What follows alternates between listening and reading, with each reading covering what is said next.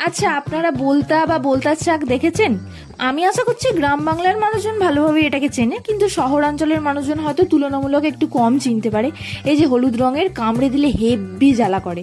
তো বোলতা মানে শব্দটা আমাদের এখানে তো বোলতা বলেই প্রচলিত, আমি সেই জন্য বোলতাই বললাম, অন্য জায়গায় হয়তো অন্য কোনো নাম হতেই পারে।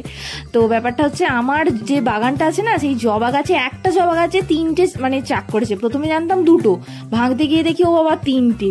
তো সেই চাক ভাঙতে গিয়ে অড়াই কাকা একবার এদিক একবার ওদিক এরম করে মোটামুটি ভাঙতে গিয়ে বলতে আমাদেরকে তাড়া করেছে, ছুটেছি, লগা ভেঙে গেছে, এরকম প্রচুর কিছু ঘটনা ঘটেছে এবং অবশেষে 3টে চাককে ভাঙা হয়েছে। তবে হেভি বলতে উঠছে। আর দেখুন, মানে এই যে চাকটার কাছে আমি নিয়ে এসেছি ক্যামেরাটা, এই ছোট ছোট চাকের ভিতরে খোপগুলোর মধ্যে এগুলো হচ্ছে বলতার বাচ্চা। এগুলো দিয়েই অড়াই কাকা চিপ ফেলবে, মানে মাছ এই সময় এগুলো খেতে খুব ভালোবাসে, ও জানে, সেই জন্যই ভাঙতে এসেছিল। যাই হোক, আজকের মতো টাটা।